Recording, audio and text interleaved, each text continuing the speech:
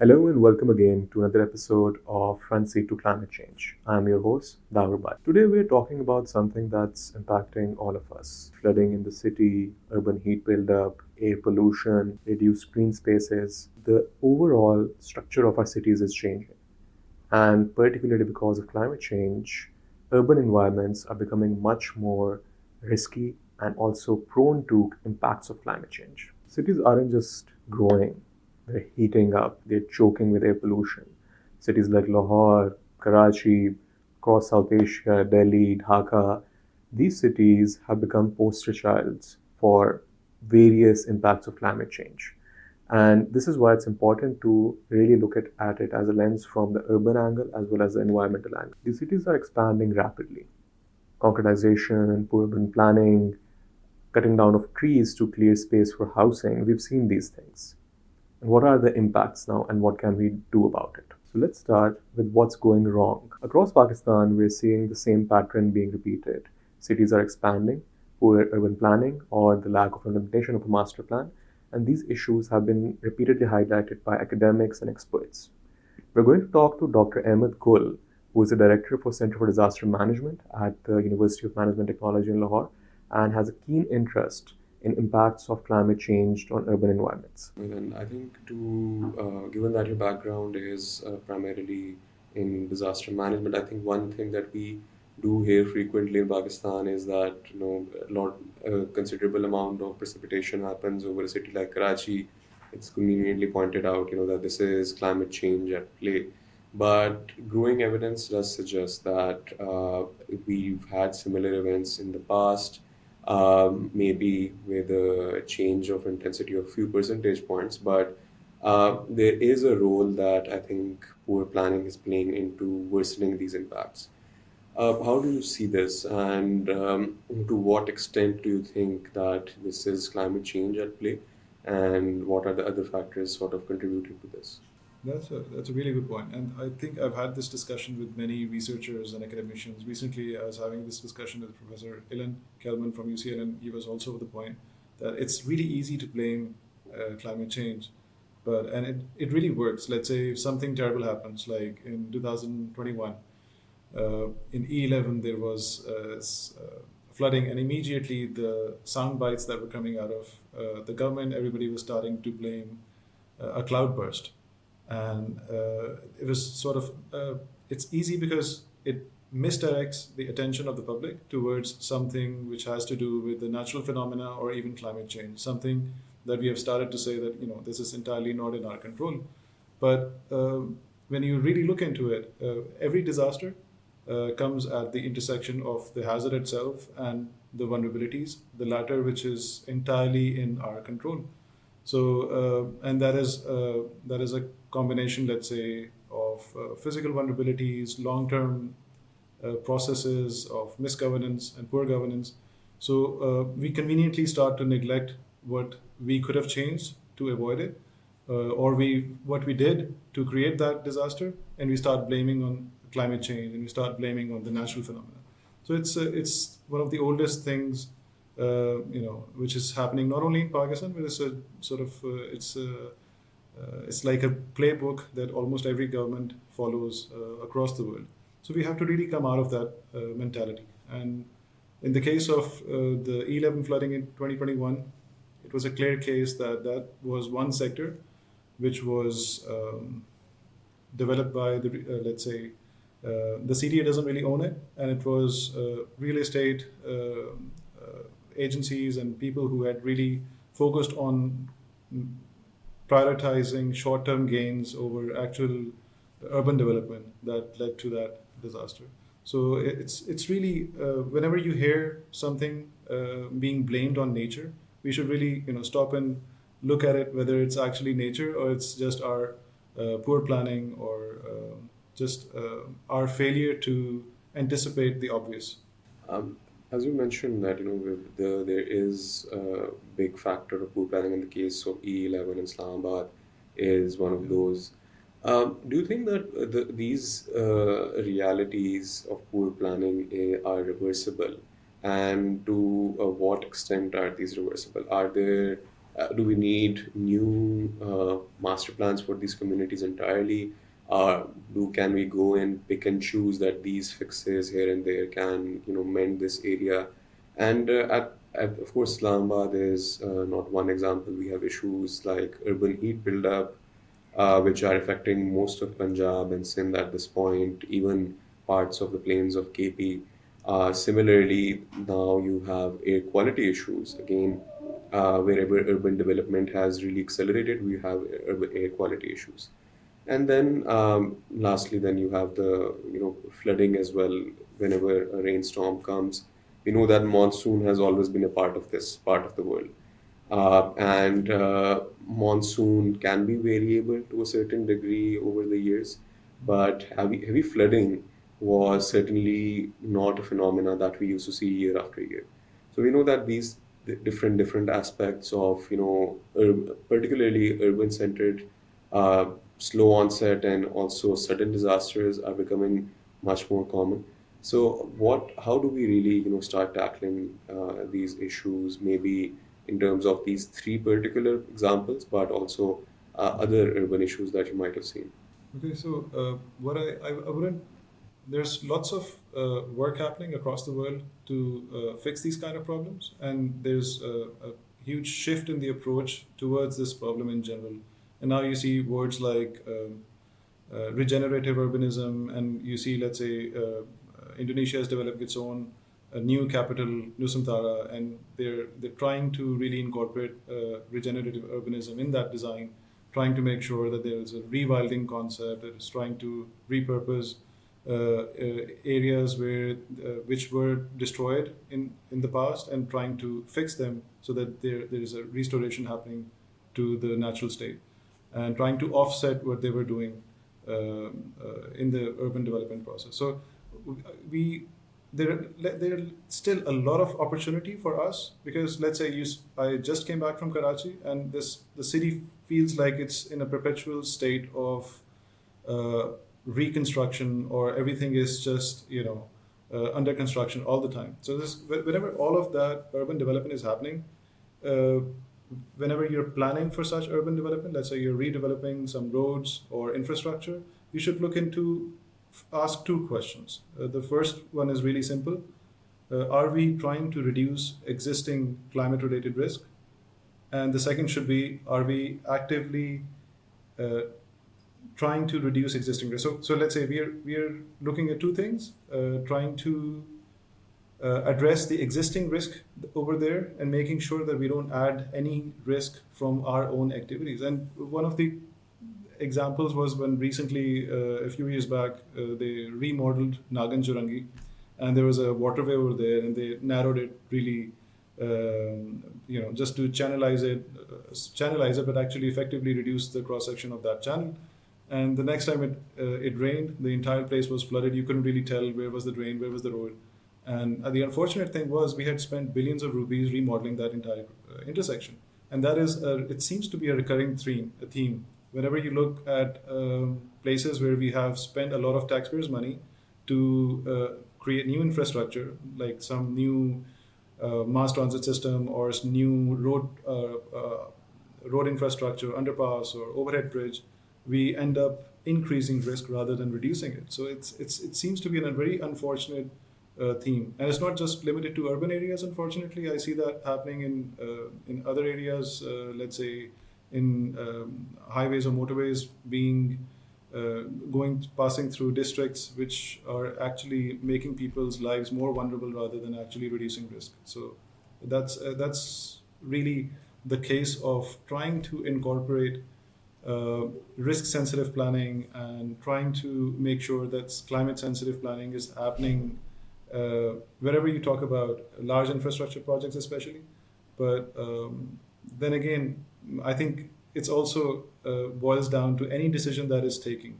Is a Sorry to go off on a tangent, but I go to work every day, and I see this road, segment of a road. You might have seen it on the way to our university, and every time, it's in a state of disrepair, because there is no stormwater drain right next to it. So wherever is standing water destroys the road, And the case is that, our uh, let's say the maintenance budget gets released around April or May. They start working on it around May. They're fixing it right now. So, but they're not creating a stormwater drain. But so the next time it rains in a couple months during monsoon, so it's going to destroy that road again, and it's going to be destroyed in a state of disrepair for the entire year. Around next April or May, they're trying to fix it again, and the cycle goes on, and it has been going on for maybe 4 or 5 years, and it's the same thing holds true for many parts, many roads across urban areas in this country. Given that we have this dysfunctionality, both not just in terms of how we're planning, but how we are executing the actual on-ground items. It might be you're giving one example of this one spot being fixed, and then you have similar examples throughout other cities. Do you think that we've reached a point where it becomes quite obvious that existing urban planning is not really catering to both the climate change that we're sort of seeing, but also given that in cities have grown so massively, the urban sprawl, and the same policy and same executive failures are repeated on a larger geography now. So we're basically limited in our resources. We're trying to do the same things on a larger area and coming up with the same sort of bandage fixes all throughout. So there will be a point where we're running out of resources and the climate is worsening the impact as well, but we don't have the proper sustainable cities in place. Do you think we can do something before that to really preempt or mitigate it? Or cities usually, as a given example of Indonesia, they have this issue in Jakarta where the city is sinking, and essentially it's sinking now, and running out of water as well. So this was a point that triggered a lot of these changes. Do you think that people and countries need to undergo through these sort of bad incidents or bad scenarios and actually fix it? Or do you see some sort of positive change coming in as well? I think it's going to be unfortunate if we have to go through all that pain ourselves rather than learn from other people's examples. But but there are lots of things that can easily be done, even at this stage. I mean, if you try to not give way to the real estate who would always want the city to expand because it's much more economically viable for them to expand, buy cheap land and put a housing scheme on it, sell that. That would always make more economic sense for them. But we have to see where that is really having an impact. That's having not only an impact on the land use, on how we are turning open green spaces into concrete areas, gray areas, but we are also, of course, increasing the average travel time for the individuals, which is increasing our reliance on cars. That, of course, impacts air quality.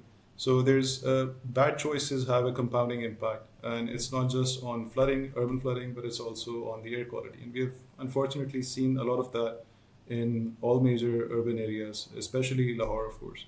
So there are lots of choices that we can take right now, which can start to attempt to fix that. But there has to be a lot of it requires political will and a lot of political capital.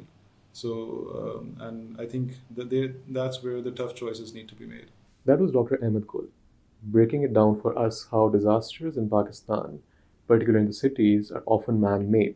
We want that instead of building resilience, we're building risk. Stormwater drains are missing, green spaces are missing, and again, cities are being more and more car dependent, leading to air pollution and other risks. And when poor planning meets climate change or extreme weather, it's the poor and vulnerable that suffer the most as well. In places like Karachi, green spaces are being swallowed up. We see underspending in key infrastructure like public transport. That is one of the solutions to the issues that we're seeing. For a clear picture on how urban design intersects with climate change, we're going to hear from our colleague Aliza Fatima with this explainer. You have probably heard the phrase concrete jungle. It means a city full of buildings, roads, and concrete with very few trees and parks.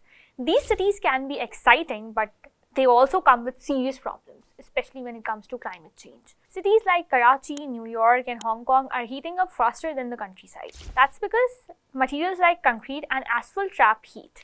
This makes cities hotter by 3 to 5 degrees compared to nearby rural areas. It's called the urban heat island effect. And why does that happen? Because there are not enough trees and green spaces in these cities to cool things down. Trees give shade and release moisture into the air, which helps lower temperature. But in concrete jungles, there is not enough of that. So we end up using more air conditioning, which burns more electricity and adds to global warming. And there is another problem. Cities are big contributors to carbon dioxide emissions, especially from cars, electricity use, and cement. Yes, even making concrete creates a lot of carbon. Cement production alone is responsible for about 5 to 8% of the world's carbon dioxide emissions. Urbanization also causes major land use change. To build new cities, we cut down forest and clear land. That destroys animal habitats, reduces biodiversity, and stops nature from absorbing carbon. So we are not just adding more carbon dioxide, we are also removing nature's way of cleaning it up. And that's not all. Here's another problem: surface runoff.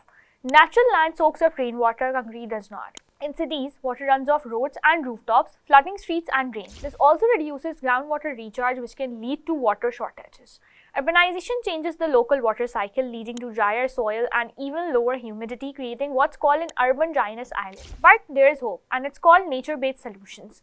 These are the ways to bring nature back into our cities. Things like urban forest, green roofs, and walled parks and wetlands. These help cool the city and absorb rainwater and clean the air. And many cities over the world are already doing this. Singapore is full of green rooftops and vertical gardens. It's even called a city in a garden.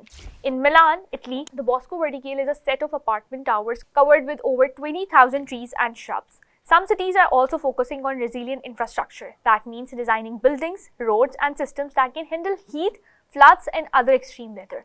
This includes green buildings that use less energy, public transport that reduces traffic emissions, better drainage to handle heavy rains. Some cities are also working on creating a circular economy. This means using resources wisely, reduce, reuse, and recycle, and stop creating so much waste. But we also have to think about climate justice. Not everyone in a city suffers the same way. Poorer areas often have less greenery and worse air quality. That's why we need socially inclusive planning so everyone, rich or poor, can benefit from clean air, safe water, and green spaces. In the long run, many cities are trying to reach net zero emissions or carbon neutrality. That means they want to stop adding more carbon than they can remove. They are doing this with clean energy, smart buildings, electric transport, and greener lifestyles. So yes, concrete jungles have made climate change worse, but cities can also be leaders in solving it.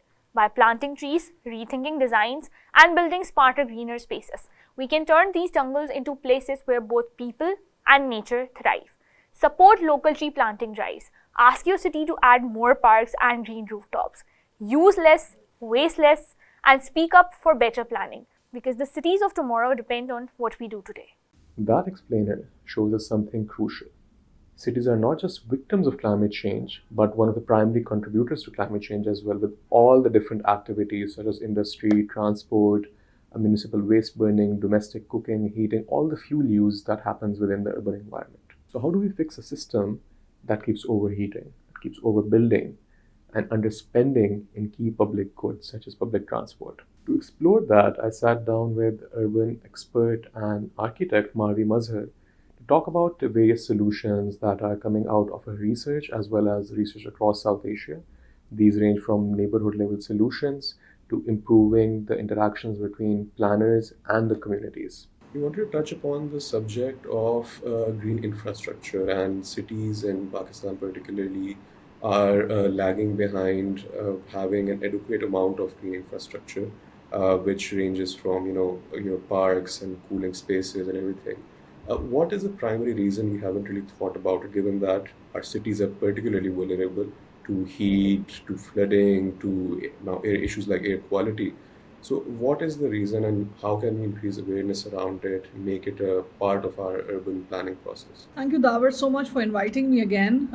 This is a great platform to discuss some newer ideas that one keeps on engaging with the city. Now, my practice stems from Karachi, and I would only give examples from this city. This is my prime city where all my relationship in built environment is concerned. So the recent most pressing query right now is the way how the departments are working with the agencies internally and externally. So SBCA has passed a law that now every area can be commercialized. Now, commercialization on paper looks fantastic because it brings income, it gentrifies the area. But what it brings is a lot of residential quietness, rehabilitative methodologies, and atmosphere. It kind of injects a proactive quality. So अगर आप एक छोटे से land के ऊपर जो कि residence declared था and then you have turned it into a high rise. Now high rise in Karachi right now is going through a boom, and that boom needs to be critically talked about. That scalability of the city cannot take a certain aspect of it. So ratio wise, अगर एक residential area जो ground+2 है और सदियों से वहाँ पर है और आप उसके बैकयार्ड को जो उसका पहले बैकयार्ड होता था, now it's become the front through this commercial law, you have turned it into a strip of skyline.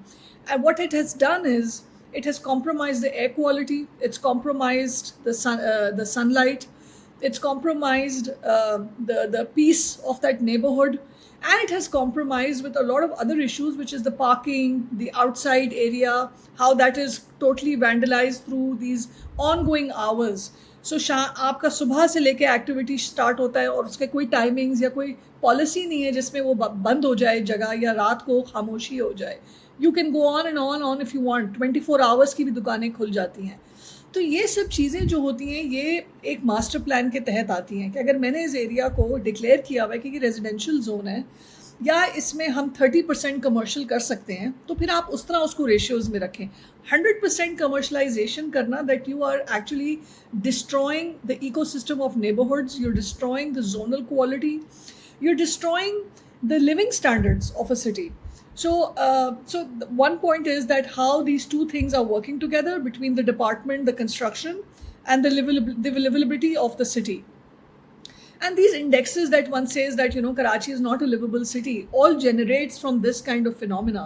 That little aspects, of course, के heat generate बहुत ज़्यादा हो रही है, population बहुत high पर है, पर साथ साथ में construction और उसकी जो boundaries या buffer zones होते हैं वो भी elamigate होके mix हो गए हैं, वो भी एक तरह से blurry हो गए हैं. Distinctions नहीं है कि हम कहाँ पे safeguard कर सकते हैं और कहाँ पे हम अपने neighborhoods को बचा सकते हैं.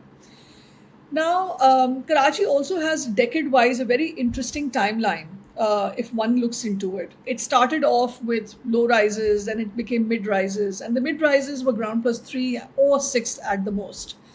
Now, these mid-rises also had a very interesting relationship with the municipality. उसमें ये होता था कि पानी भी आराम से आपको एक टाइमिंग्स पे मिल जाता था, बोरिंग भी हो जाती थी उन नेबरहुड्स की, जो भी रिक्वायरमेंट्स होती थी as per zone population wise, और वो सारा आपको मिल जाता था. पब्लिक स्पेसेस उस हिसाब से ज़्यादा जनरेट होते थे. The ratio between women, children and the public spaces were far more better integrated. Now what is happening is that suddenly these high rises that are coming up and the master planning, which looks like a jingo, and the master plan which is not planned, it is just a word that keeps on coming every 5 years or 3 years that we keep hearing कि 2040 का master plan, 2030 का master plan. ये सारे जो हैं ये एक numbers हैं, मगर इसकी integration on the grassroots level कितनी है, I question that. And I feel like it's more with time malfunctioning, it's collapsing, and the government departments are to be blamed for. So you touched on this aspect of how there's a boom in construction, particularly high rises, and that means that eventually any community or master community will be accommodating, tens of thousands of individuals. And given that the already available service capacity of Karachi's infrastructure or any other city in Pakistan, we have the same issue in Islamabad happening, that a lot of high rises are popping up.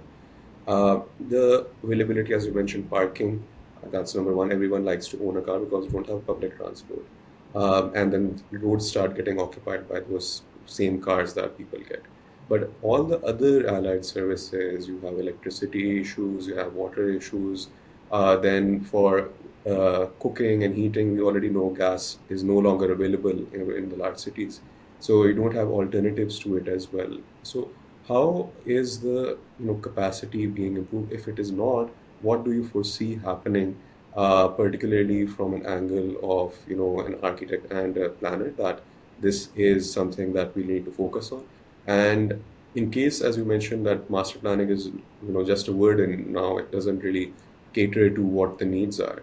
What is an alternative that we can bring in to safeguard residential rights as well? Well, I'll start from the beginning. What you just asked me, that broken infrastructures is a very critical aspect of any city, because we concentrate in very core corners. Like अगर आपका downtown है या कोई नया infrastructure बनता है तो suddenly that commercialization boom brings people around it, right? So transportation is like, let's say, start from the connectivity of the city. If you keep on disengaging with this, अभी जैसे peoples बस निकली थी, आप देख सकते हैं अभी रोड पे कि हमें जो पहले एक फ्लो नज़र आता था कि हर 10 मिनट बाद we could see a red bus crossing, we saw every 10 to 15 minutes a pink bus moving. Now I hardly see it in the city. So deterioration already takes place. The starts taking place within like 6 to 8 months. So project को इफ्तिताह करना बहुत आसान है. उसको glory देना, उसको place करना एक लोकेशन में is very easy, but the maintenance and the sustainability of that project becomes the real and also the change maker, right? How are you bringing more audience into that transportation system or into that project? आपने अगर for example अगर एक impress market को कहा कि पहले ये park ये पहले वो इंक्रोच था, एक मार्केट थी, आपने उसको क्लीन करके कहा कि अब ये कराची का बेहतरीन पार्क हो जाएगा. जब वो पार्क बन गया तो रिसेंटली अभी उसको पार्किंग लॉट बना दिया गया, तो जो उसकी ग्रीन स्पेस थी उसको पेवर्स लगा दिए वापस. सो इस तरह के जो मैल फंक्शनल जो आपके आइडियाज़ होते हैं, कॉन्सेप्ट्स होते हैं, वो keep on applying on a degree of need of now. आपको लगता है कि अभी इसकी ज़रूरत है, तो इस प्रोजेक्ट इसमें ना कोई R&D होता है, ना इसके अंदर कोई सर्वे होता है कि आपको लगे कि आपने कितना कम्युनिटी के साथ अप्रोच किया है, आपको ये ज़रूरत है या नहीं है. सो ये तो एक छोटे छोटे एग्जाम्पल्स हैं. मगर जब आप बहुत बड़े बड़े प्रोजेक्ट्स लेकर आते हैं और आप उसे कहते हैं कि ये सेंटर्स हम डेवलप कर रहे हैं और बहुत कॉन्सेंट्रेटेड डेवलपमेंट होती है किसी एरिया में, तो जाहिर सी बात है लोगों को दूर से आने में दिक्कत होती है, तो वो फिर वहीं रहना शुरू हो जाते हैं उसके आसपास. तो इनफॉर्मल सेटलमेंट्स थोड़ी फॉर्मल सेटलमेंट्स की तरफ चला जाना शुरू हो जाती हैं. हमारे पास प्राइम एग्जांपल शिरीन जिना है कि जिसने सदर, तारिक रोड और क्लिफ्टन एरिया साउथ जो है कराची का, उसको बहुत ज़्यादा केटर करना शुरू कर दिया है, जो कि पहले एक इनफॉर्मल सेटलमेंट थी. ना द लैंड प्राइसेस इन शिरीन जिना have really shot up and it's become like a new area of investment for high rises and low rises. तो इससे ये मालूम पता चलता है कि people are not ready for moving out into newer areas और newer zones. People want to stick to the centre. Now if the center becomes oversaturated, of course your utilities, your resources will be used double. तो उसकी equal partnership नहीं होगी किसी भी चीज़ में. आप equality नहीं ला सकते infrastructure के अंदर. अभी recently I was having this discussion and somebody said कि I live like, if I am in the south side and my work is in the south side, I'm living in the south side, all the facilities that one sees is so disparity इतनी है शहर में कि जो waste वाली side है वो कहता है मेरे पास 8 घंटे की इलेक्ट्रिसिटी नहीं है, ब्रेक डाउन है 8 घंटा, हर 3 घंटे बाद लाइट जाती है, हर 2 घंटे बाद लाइट जाती है और 4 घंटे के लिए जाती है. In that how are you suppose to do work from home if people are techies are working, या कोई भी आपका कोई बिजनेस हो, स्मॉल बिजनेस हो, लार्ज बिजनेस हो, जो लोग अपने घरों से या अपने ऑफिस से उन एरिया से करते हैं, तो फिर एक्सटर्नैलिटी पे आप डिपेंड करना शुरू कर देते हैं, जिसकी वजह से कॉम्प्रोमाइज़ स्पेसेस हो जाती हैं. बिल्डिंग्स को कहा गया है कि हर किसी को कॉरिडोर, सर्विस कॉरिडोर्स की ज़रूरत है फ्रंट में, उसमें आपका जनरेटर आ जाता है, उसमें आपके अप्लाइंसेस आ जाते हैं, तो चलने की ह्यूमैनिटी वाला जो इंफ्रास्ट्रक्चर है वो कॉम्प्रोमाइज़ हो जाता है. सो इस तरह के सारे को डिपेंडेंस प्रॉब्लम्स बहुत ज़्यादा हैं शहर में, और ये तभी होता है जबकि कोई मास्टर प्लानिंग या कोई डेवलपमेंट प्लानिंग नहीं होती. मेरी नज़र में Karachi has become way too large nucleus issue. Right now, it's like a large cell which is connected to several issues.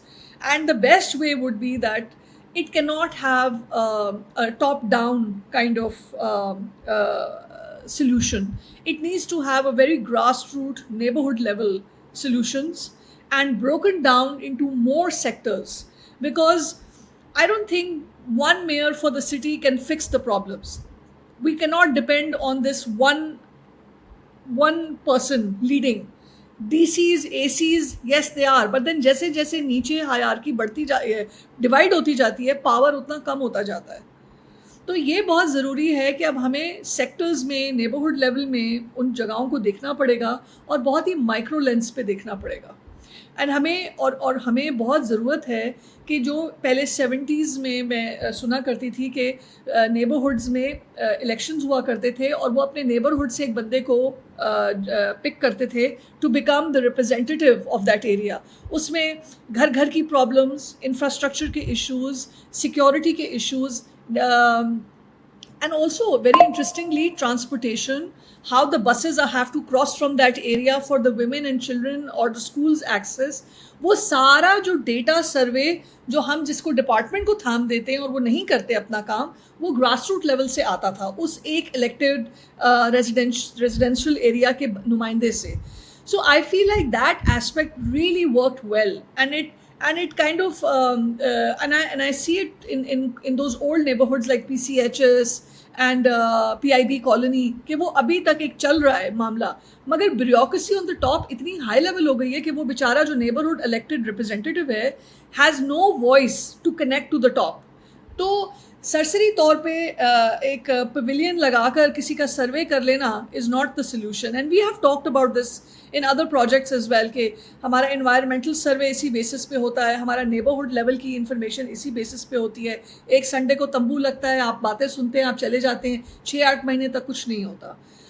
So in my opinion, the solution could be, and I don't know, it needs to be tried and tested, is to create more connectivity on a very micro level. I think we've touched upon this idea of both what's happening in Karachi and also the governance aspect. But one thing that we do see missing is that consequences of climate change are becoming more apparent because these practices have sort of shielded themselves or become a sort of uninnovative area where no one tries to do something new because they see all these problems as well, and maybe innovation would be looked down upon.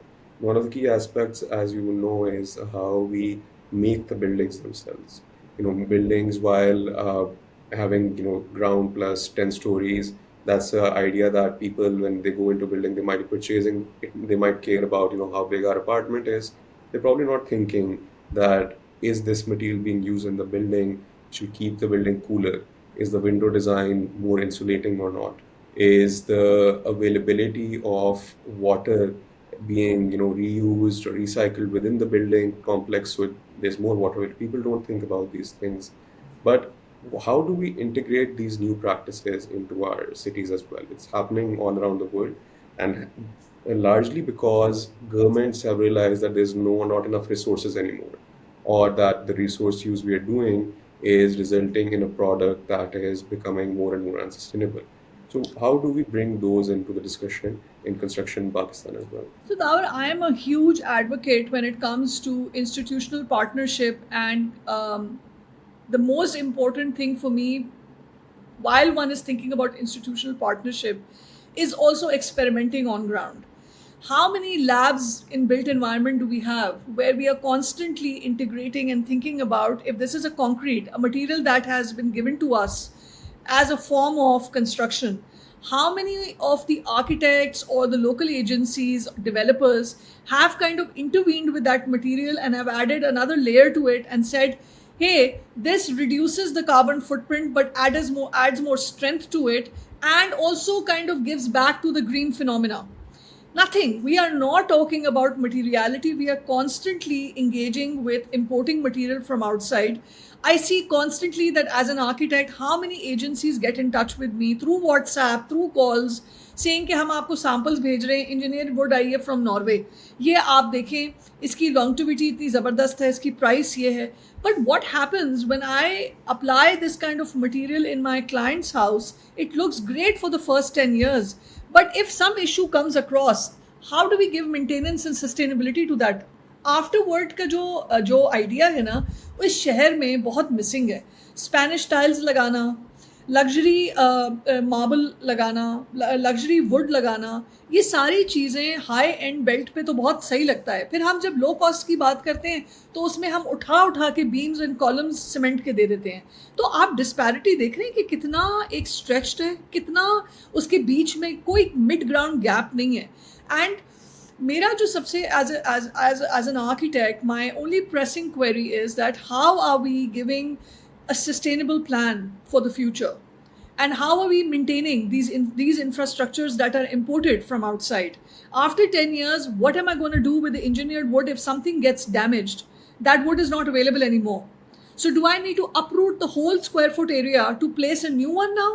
So what happens to the landfill? The whole eco cycle becomes part of the problem. And we architects who love giving solutions get caught up into this. Is the same thing what's happening in the medical world, right? You keep on giving medicines which are given to you by the sales agencies. Okay, this is the best powdered milk a mother can have.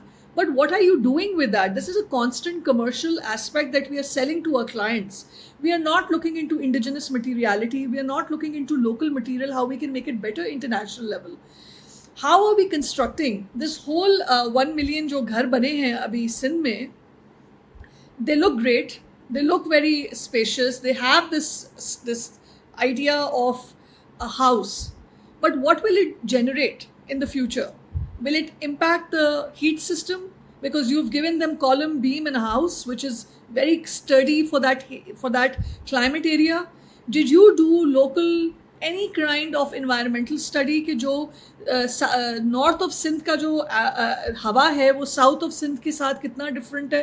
क्योंकि आपने तो prototype बना के भेज दिया ना घर को, तो वो प्रोटोटाइप तो सबके पास अब वो घर आ गया, पर उस घर की एक इन्वायरमेंटल रीजनैलिटी का रिलेशनशिप क्या है, वो एक स्टडी है. सो मेरे जहन में ये लगता है कि पाकिस्तान में institutional partnership, lack of institutional partnership and lab systems की वजह से इस तरह के डिसीशंस बन जाते हैं ऑन द गवर्नमेंट लेवल. अगर यहाँ पे कोई लैब होती जो इस चीज़ को देखती तो गवर्नमेंट उसको as a consultant on board लेता और कहता, hey listen, join hands and let's build this 1 million housing which is catered to region based, rather than giving and saying this is a number based 1 million. I rather do 50 houses which are great for that area than do like 100 houses which are prototyping, because you are also adding onto the body, onto the skin, onto the human factor of living standards of the future. That was Marvi, Mazhar, reminding us that there's no one solution or no one-size-fits-all approach, especially to large cities like Karachi. Karachi, like many South Asian cities, needs micro-level, neighborhood-level planning, where the community itself can monitor itself, can govern itself, while the resources from top flow down to the bottom level. But that's not all that she highlighted. She also highlighted how, for the construction that's happening, we're importing a lot of materials that are either not suited for the environment or better alternatives in the indigenous environment are available. And in many cases, 10 years from now, when buildings need to be repaired, refurbished, these materials might not be even available, creating a future problem right now. Because we're building without thinking about the future, we're actually subtracting resilience out of it. It's clear that cities are now at the front line of climate change. Across the globe, we are seeing a shift towards adopting green infrastructure. We are seeing a movement for increasing public transport all throughout the global north, but also the global south. We have seen countries like Rwanda, Colombia, even Bangladesh now adopting more public transport. Across the region, we are hearing growing calls for urban reform, especially to include environmentalism, better urban planning, and public transport, green spaces, green roofs, vertical gardens, everything into the mix to make sure that cities remain climate resilient. But the question is, Can this momentum be turned into policy, especially in a country like Pakistan, where we're still debating zoning laws, reforming our older master plans, and still confused about how to make a city for the 21st century? Can we build cities that breathe instead of choking? To answer this, we need to go beyond buildings. We need to consider the question of climate justice. The most vulnerable, the poor, are usually also the most exposed to heat, to flooding, to air pollution. Poor neighborhoods in Karachi or Lahore or Multan or Rawalpindi, any place in the country, are usually the most badly affected.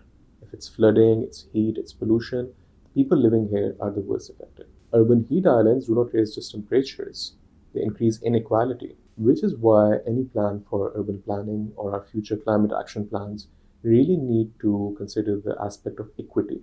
That means participatory zoning, that means public housing that's actually livable, and that means public transport for ensuring that people have accessibility for their daily commutes in a protected, resilient environment. Because if the cities of the future are going to survive, they need to serve everyone, not just the most powerful or the most wealthy, but including focusing on protecting our vulnerable populations. That's it for this week's episode of Front Seat to Climate Change. I'm your host, Dawar Butt. Catch the full episode on DawnNews English. See you next week.